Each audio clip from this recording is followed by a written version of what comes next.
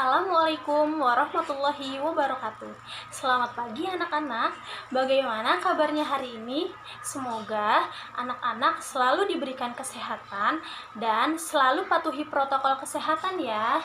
Ingat, tetap di rumah saja. Jangan kemana-mana jika tidak berkepentingan ya. Nah, berjumpa lagi dengan Ibu, yaitu Ibu Sofa Hanifah, mahasiswa PLP dari Universitas Siliwangi. Nah, hari ini, pada kesempatan kali ini, Ibu akan memberikan sebuah materi lanjutan dari teks anekdot. Nah, sebelum ke pembelajaran ataupun sebelum ke materi, alangkah baiknya kita membaca basmalah bersama-sama terlebih dahulu ya. Bismillahirrohmanirrohim. Nah, anak-anak, minggu lalu kan kita sudah belajar mengenai pengertian dari teks anekdot, ciri-ciri dari teks anekdot, unsur dari teks anekdot, serta struktur dari teks anekdot. Nah, hari ini kita akan melanjutkan mengenai kaidah kebahasaannya, lalu perbedaan dari teks anekdot maupun humor, seperti itu. Nah, minggu lalu kan anak-anak sudah mempelajari struktur dari teks anekdot. Nah, semoga anak-anak masih ingat ya penjabaran ataupun penjelasan dari struktur-struktur teks anekdot seperti itu. Nah, baik. Jadi Ibu akan langsung memberikan materinya kepada anak-anak ya. Nah, anak-anak simak dengan baik ya. Baik anak-anak, di atas ada struktur dari teks anekdot. Minggu lalu kan kita sudah mempelajari struktur dari teks anekdot. Nah, semoga anak-anak masih ingat ya penjelasan dari struktur teks anekdot tersebut.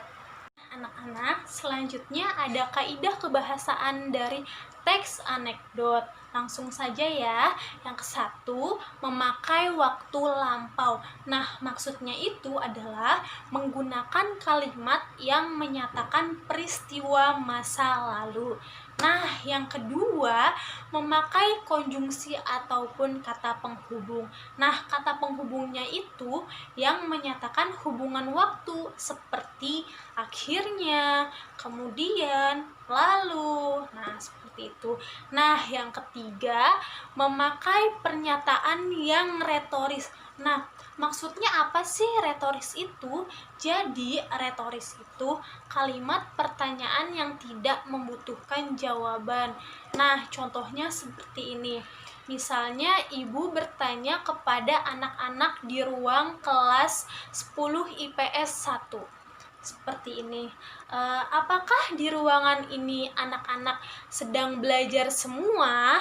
Nah, itu kan sebuah pertanyaan yang tidak memerlukan jawaban. Jadi maksudnya secara tidak langsung itu pertanyaan menyindir juga. Jadi apakah di ruangan ini tuh sedang belajar semua? Seperti itu. Apakah maksudnya itu apakah di ruangan ini tuh anak-anaknya tidak ada yang memainkan handphone ataupun tidak ada yang tertidur? Jadi maksudnya di ruangan ini tuh apakah sedang belajar semua? Seperti itu. Jadi kan anak-anaknya nanti langsung fokus seperti itu kepada pembelajaran yang sedang berlangsung di ruangan tersebut, seperti itu. Nah, yang keempat, memakai kata kerja. Selanjutnya yang kelima, memakai kalimat seru dan juga memakai kalimat perintah. Anak-anak, selanjutnya kita akan belajar mengenai perbedaan dari teks anekdot dan juga humor.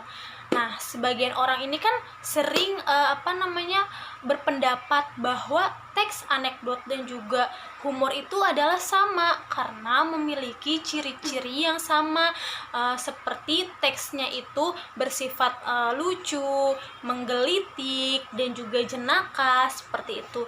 Tapi nyatanya teks anekdot dan juga humor itu adalah beda. Nah, Ibu akan menjelaskan ataupun menjabarkan perbedaan dari teks anekdot dan juga humor ya.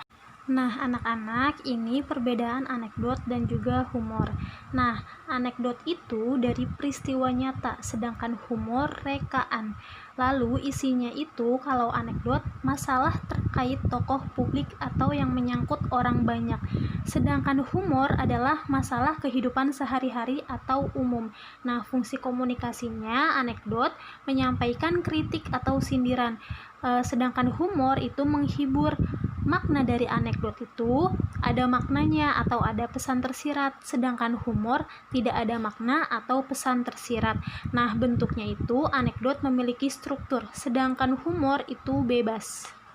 Nah, anak-anak, berikut ada contoh teks anekdot yang berjudul Penjual Roti. Silahkan anak-anak simak, lalu nanti anak-anak analisis strukturnya ya.